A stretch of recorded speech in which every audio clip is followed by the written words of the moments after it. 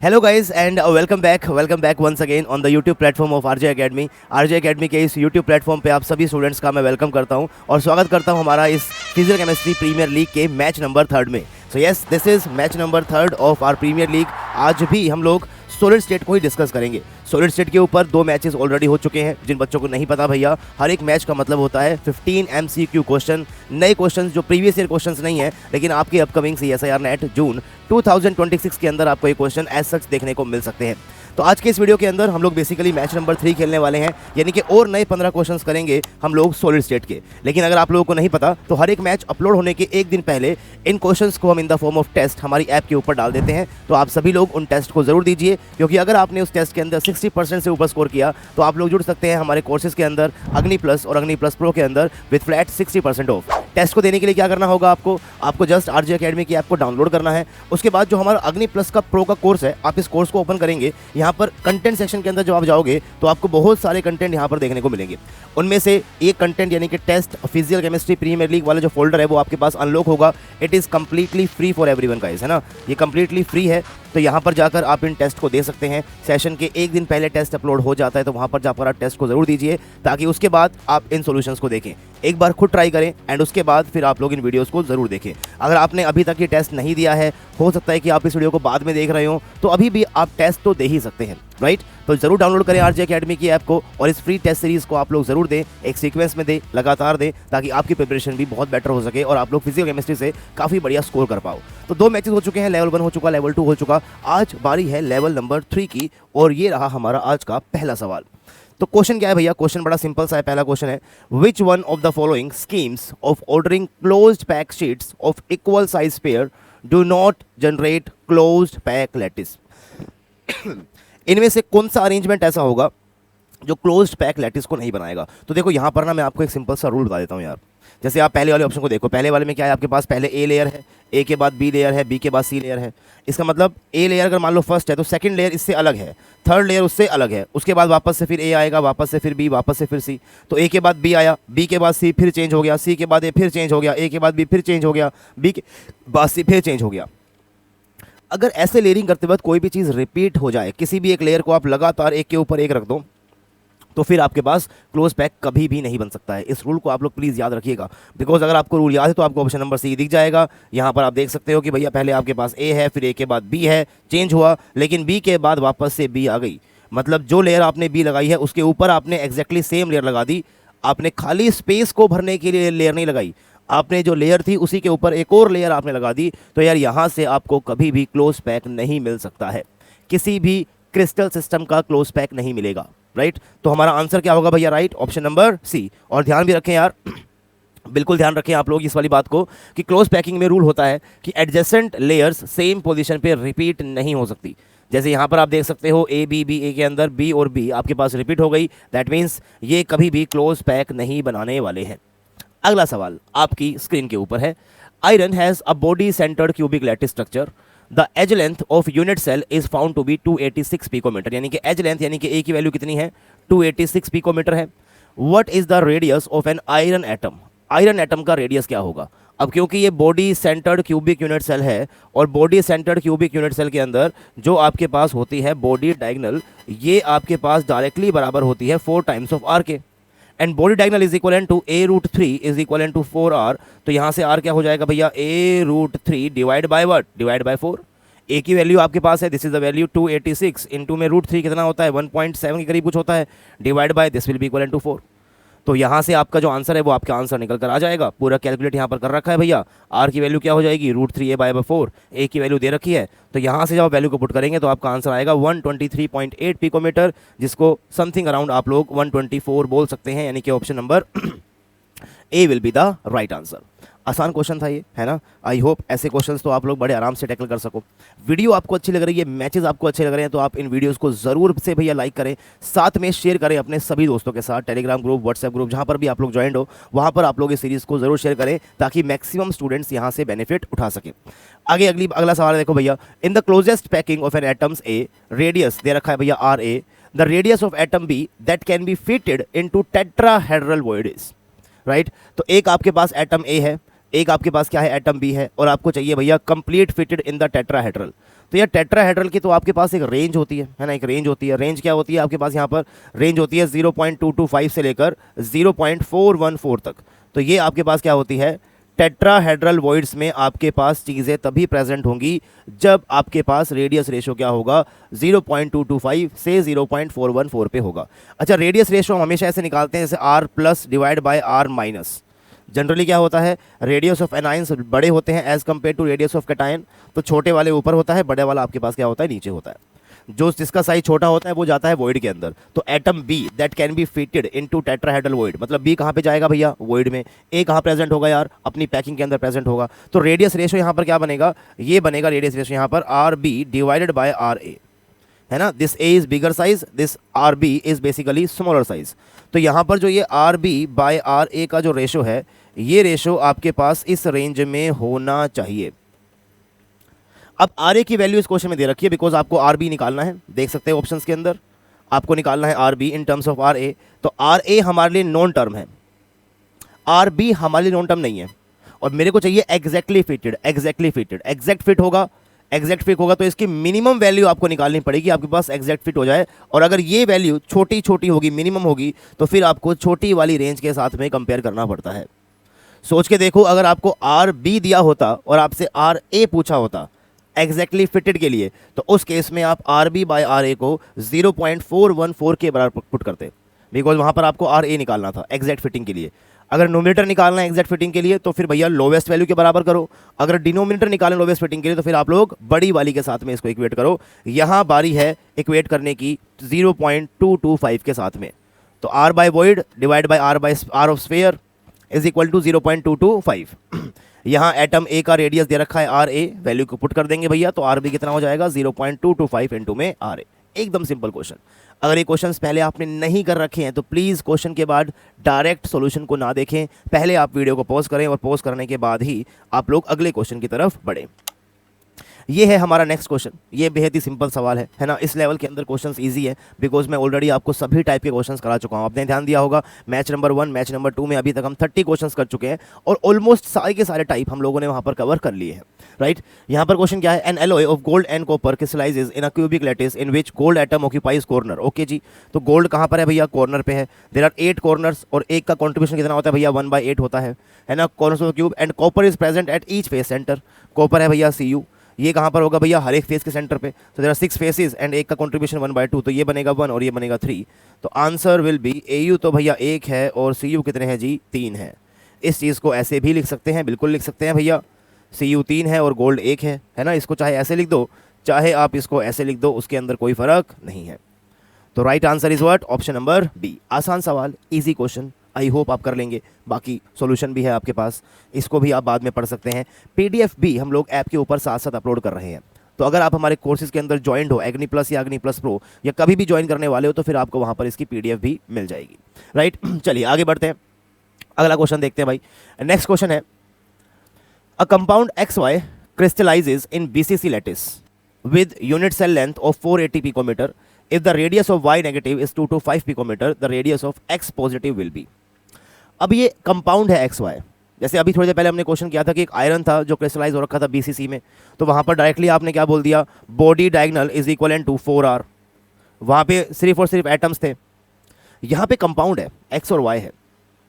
X क्या है आपके पास कैटायन, Y क्या है आपके पास एनायन।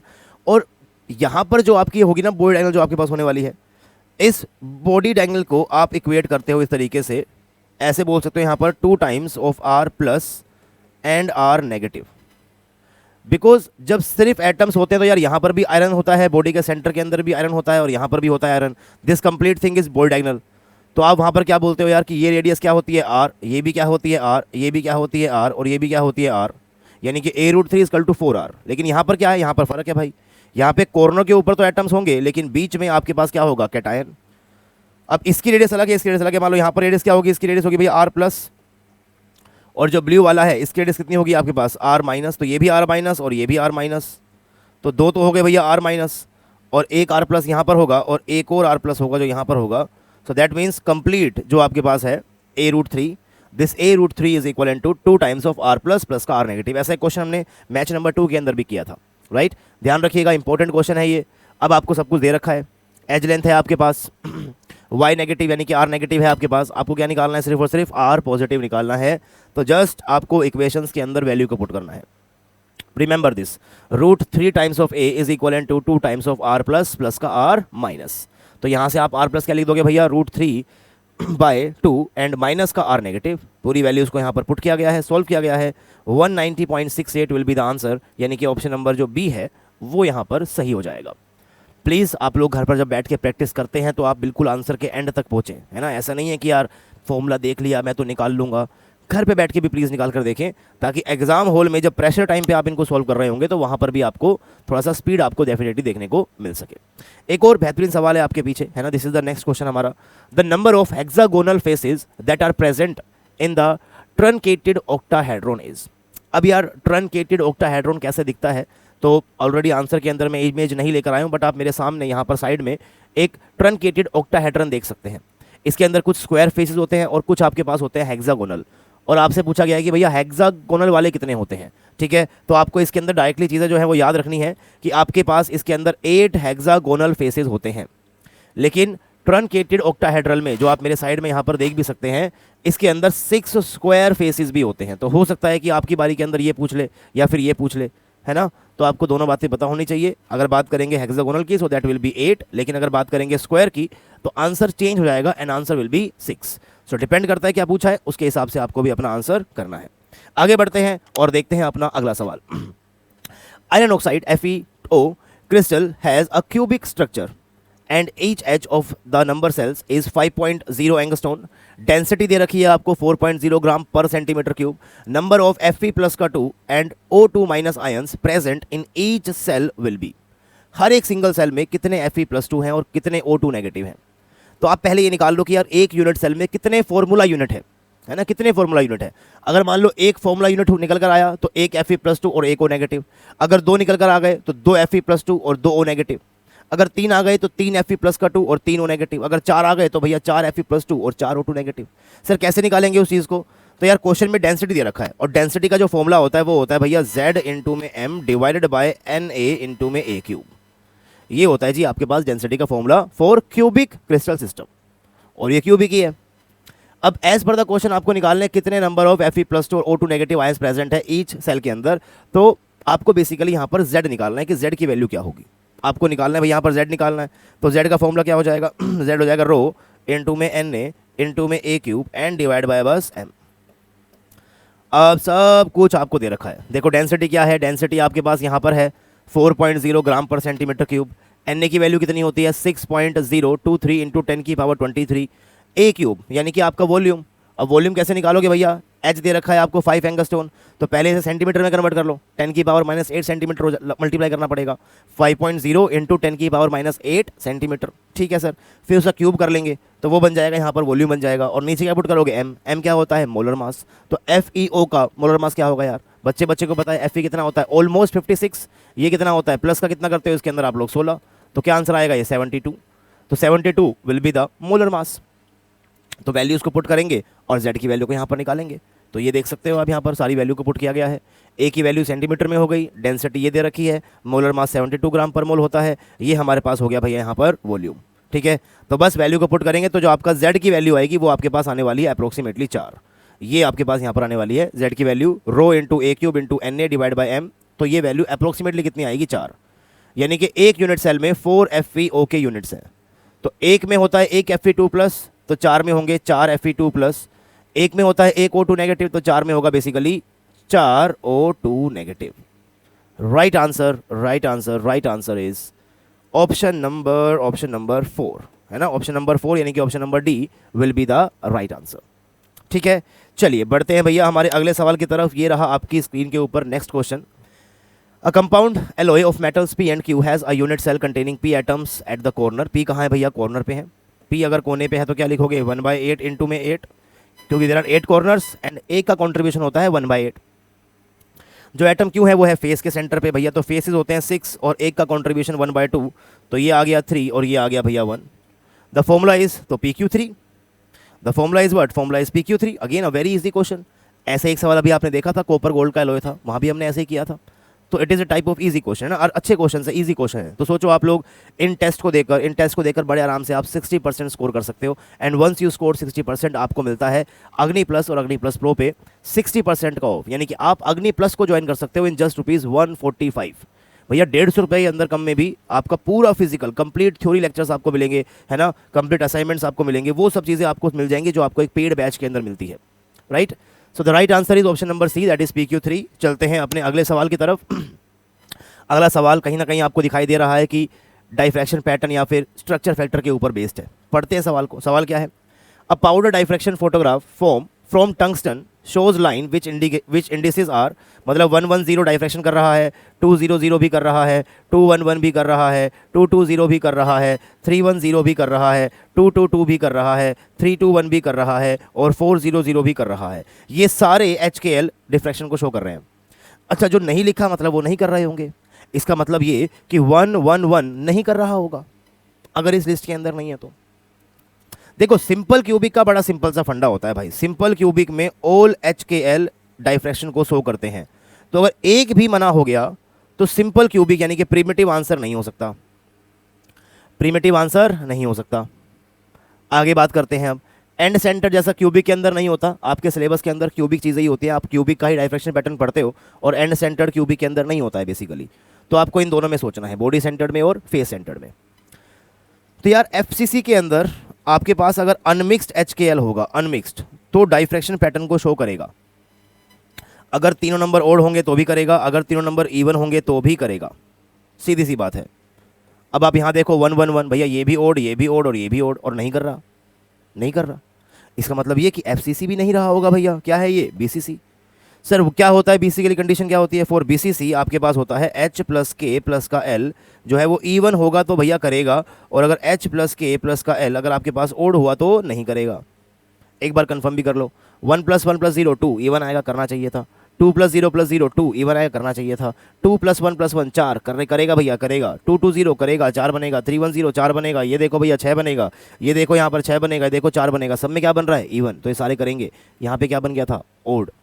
1 + 1 + 1 क्या बन जाएगा? 3। 3 क्या होता है? ओड। तो नहीं करना चाहिए था। इसका मतलब गिवन इन्फॉर्मेशन BCC के बारे में आपको सब कुछ सही बता रही है। Correct answer is option number D, that is body centred. सभी का यहाँ पर सम करके दिखा रखा है भैया, सभी में बन रहा है इवन, इसीलिए आंसर क्या होगा इसका? BCC। सवाल पसंद आ रहे हैं, वीडियो अच्छी लग रही है, वीडियो को लाइक जरूर करना है गाइज आप लोगों को। साथ में हर एक सेशन के अंदर मैं एक होमवर्क क्वेश्चन भी दे रहा हूँ, तो उस होमवर्क क्वेश्चन का भी आप लोग आंसर करें नीचे। नहीं सोल्व कर पा रहे होमवर्क को और उसके आंसर्स आप लोग चाहते हैं तो चैनल को सब्सक्राइब करें, बिकॉज हर एक होमवर्क क्वेश्चन का एक शॉर्ट्स बनाकर हम लोग अपलोड करने वाले हैं। 1-2 दिन के बाद सारे होमवर्क क्वेश्चन भी लाइन से आपको शॉर्ट्स में देखने को मिल जाएंगे।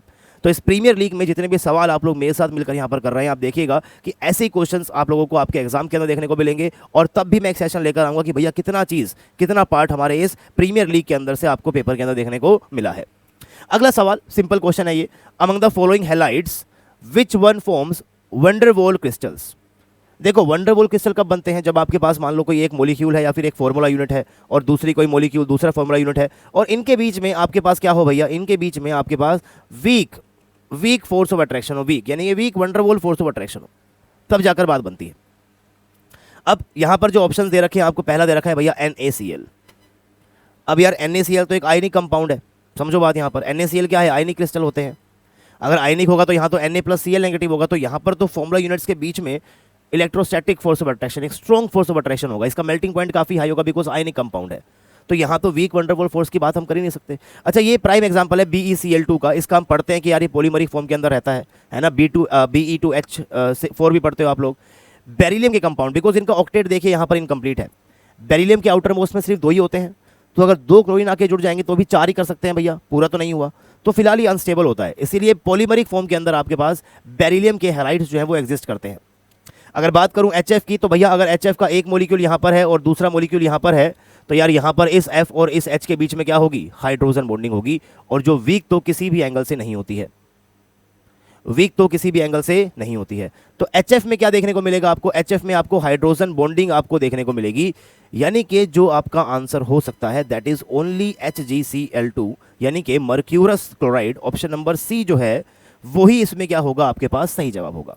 ये एक मॉलिक्यूलर सॉलिड होता है, इसमें मॉलिक्यूल्स के बीच में weak van der Waals force of attraction होता है। ना ही कोई पोलैरिटी है, ना ही कोई डाइपोल अट्रैक्शन है, ना ही कोई इलेक्ट्रोस्टैटिक है, ना ही कोई स्ट्रॉन्ग वाला है, ना कोई हाइड्रोजन बॉन्डिंग है। तो यहाँ पर नॉर्मल जो आपके पास फोर्स होगा, दैट इज डिस्पर्जन फोर्स, उसी को हम बेसिकली वीक वंडरवॉल फोर्स भी बोल सकते हैं, जो आपको HgCl2 के अंदर भैया देखने को मिलेगा। नेक्स्ट क्वेश्चन है आपकी स्क्रीन के ऊपर है, a form of calcium carbonate has orthorhombic lattice with A = 5, B = 8 and C = 5.6। Density दे रखी है आपको रूम टेम्परेचर के ऊपर। The number of calcium +2 ions per unit cell of the crystal is. I think ऐसा ही एक सवाल हमने अभी भी किया है, FeO वाला, है ना। जब आपको डेंसिटी क्वेश्चन में दे देना, डेंसिटी आपको क्वेश्चन में दे दे, तो मतलब ये है कि डेंसिटी वाला फॉर्मूला तो इस्तेमाल करेगा ही ना वो, है ना। यहाँ लिखोगे Na, इंटू में लिखोगे A3। चलिए कैल्शियम कार्बोनेट, इसका तो मोलर मास आई थिंक 100 होता है, 100 है ना, तो सबको वैल्यू याद भी होती है, तो ये पता है। Na तो कांस्टेंट ही होता है। A के पैरामीटर्स यहाँ पर दे दिए, C अलग है, B अलग है और A अलग है, ऑर्थोरोम्बिक है ये। तो ऑर्थोरोम्बिक का वॉल्यूम कैसे निकालोगे भैया, तो यहाँ पर A³ नहीं आएगा, ये तो किसके लिए होता है, क्यूबिक के लिए होता है ये तो अगर ऑर्थोरोम्बिक होगा तो फॉर्मूला क्या बन जाएगा, Z इंटू में M divided by Na, and now the volume is A, B and C। This is orthorhombic, बस एक ये डिफरेंस था, बाकी सब कुछ सेम है। वैल्यूज को पुट करूंगा, डेंसिटी ग्राम पर सेंटीमीटर क्यूब में है, तो यहाँ पर मैं इनको सेंटीमीटर में कन्वर्ट करूंगा, ये लूंगा ग्राम पर मोल के अंदर, ये तो N नहीं होता है, पर मोल के अंदर होता है। Z की वैल्यू यहाँ से आ जाएगी, और फिर मेरे को चेक करना है कि कितने Ca+ का 2 आयंस बनेंगे। तो भैया बड़ा सिंपल सा ही चीज़ था ये, है ना। A है, B है, C है, डेंसिटी है, मोलर मास भी है, यहाँ से निकाल लेंगे जी वॉल्यूम। ये आ गया एंगस्फीयर क्यूब के अंदर, इसे कन्वर्ट कर देंगे सेंटीमीटर क्यूब के अंदर। ये रहा फॉर्मूला, यहाँ से निकालेंगे भैया Z, और Z की वैल्यू कितनी आएगी आपके पास 4, यानी कि एक यूनिट सेल के अंदर 4 फॉर्मूला यूनिट हैं कैल्शियम कार्बोनेट के, और एक फॉर्मूला यूनिट के अंदर एक कैल्शियम +2 होगा, तो 4 में कितने होंगे भैया, 4 कैल्शियम +2 होगा। तो आंसर क्या हो जाएगा इसका, answer will be option number C, that is 4। पूरा सोल्यूशन है आपके पास, आप एक बार देख भी लीजिएगा अच्छे तरीके से, मैं आपको दिखा देता हूँ। कहीं पर किसी भी क्वेश्चन में कोई भी डाउट अगर आप लोगों को रह जाता है तो आप नीचे कमेंट बॉक्स के अंदर ज़रूर कमेंट करें, है ना। इस लीग में अगर आपको कोई भी डाउट रहता है तो उसके आंसर्स, उसके सोल्यूशंस आपको शॉर्ट्स वीडियो के थ्रू मिलते रहेंगे, सारी चीज़ें आप लोगों को मिलती रहेगी। अगला सवाल, in cubic crystal total element of symmetries. भैया टोटल क्यूब में कितने सिमेट्री एलिमेंट्स होते हैं तो आपको पता होना ही चाहिए, इस बात को आप प्लीज़ याद रखिए। हाईली सिमेट्रिकल फिगर होती है क्यूब, इसमें टोटल 23 सिमेट्री एलिमेंट्स होते हैं। आप इस क्वेश्चन को चाहे मान लो ग्रुप थ्योरी का, चाहे मान लो सॉलिड स्टेट का, बिकॉज सॉलिड के अंदर भी आप क्यूब को बहुत ज़्यादा पढ़ते हो। तो यहाँ पर क्या आएगा आपके पास 23। अब सर कौन कौन सी होती है, मैं तो कहता हूँ वो भी याद रखना आप लोग। जैसे कि इसके अंदर 3 होती है 4 फोल्ड एक्सिस, यानी कि 3 इसके अंदर मिलती हैं C4, यहाँ पर 4 आपको मिलती हैं C3, यहाँ पर 6 आपको मिलती हैं C2। सो जो टोटल एक्सिस है, सिर्फ एक्सिस कितनी है आपके पास, 13 है, सिर्फ एक्सिस। इसके बाद इसके अंदर बहुत सारे प्लेन्स भी होंगे भाई, सो देयर आर 9 प्लेन्स। इसमें सेंटर ऑफ इन्वर्जन भी होगा भाई, बिल्कुल होगा, तो वो भी आपके पास 1 है। सो टोटल सिमेट्री एलिमेंट्स कितने हो जाएंगे, 13 + 9 + 1 is equal to 23। So right answer is 23।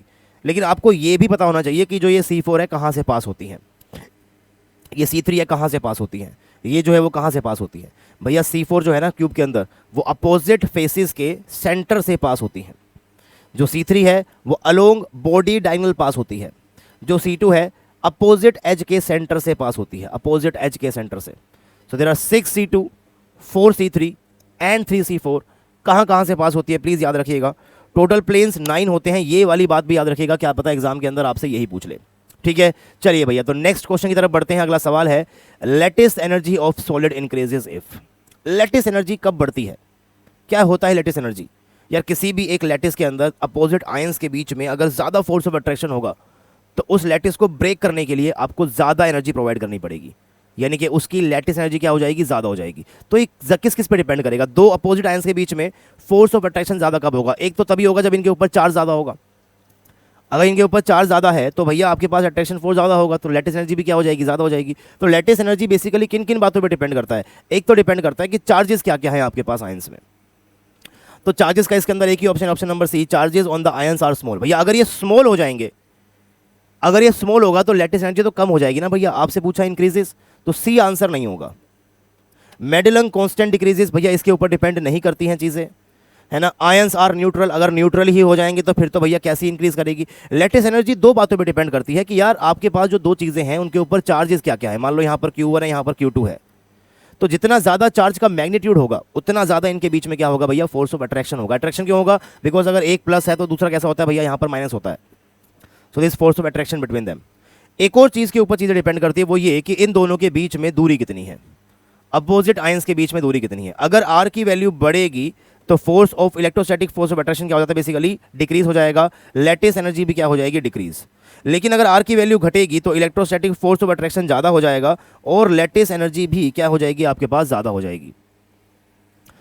और अगर आयंस के रेडियाई स्मॉल हैं, अगर आयंस बड़े आयंस नहीं है, मान लो एक आयन बहुत बड़ा है, दूसरा आयन भी बहुत बड़ा है यार, तो दोनों के सेंटर के बीच की दूरी बहुत बड़ी आएगी।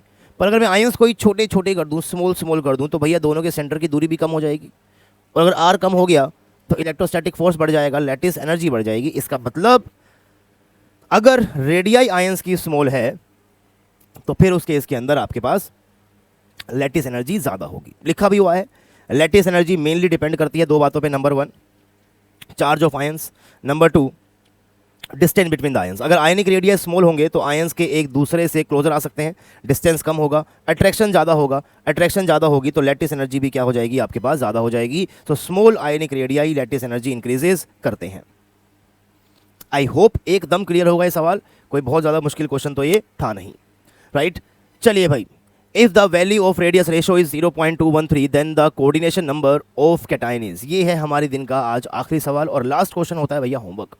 और ये तो कुछ ज़्यादा मुश्किल क्वेश्चन है भी नहीं, ईजी है आई थिंक, ये तो आप लोग मुझे ज़रूर बताएंगे। तो ये आपका होमवर्क है, इसका जो भी आंसर है उसे आप नीचे ज़रूर कमेंट करें। सेशन अगर ये आपको अच्छा लगा है तो बिना लाइक किए आप लोग नहीं जाएंगे, बिना शेयर किए आप लोग नहीं जाएंगे, बिना सब्सक्राइब किए आप लोग नहीं जाएंगे चैनल को।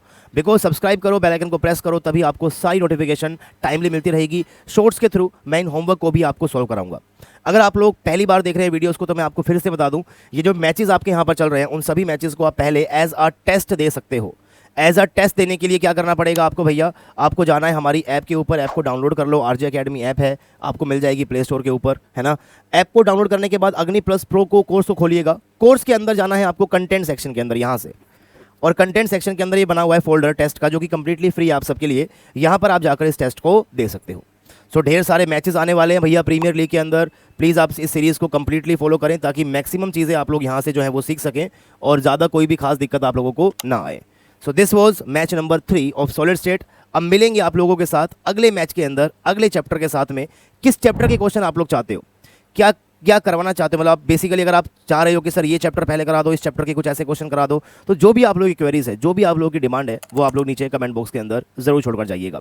और अगर नीचे जा ही रही हो तो बीच में लाइक आएगा, लाइक करना, शेयर करना, सब्सक्राइब करना। मिलता हूँ आपसे मैं अगले मैच के, तब तक के लिए टेक केयर, पढ़ते रहिएगा, खुश रहिएगा and happy learning to all of you guys.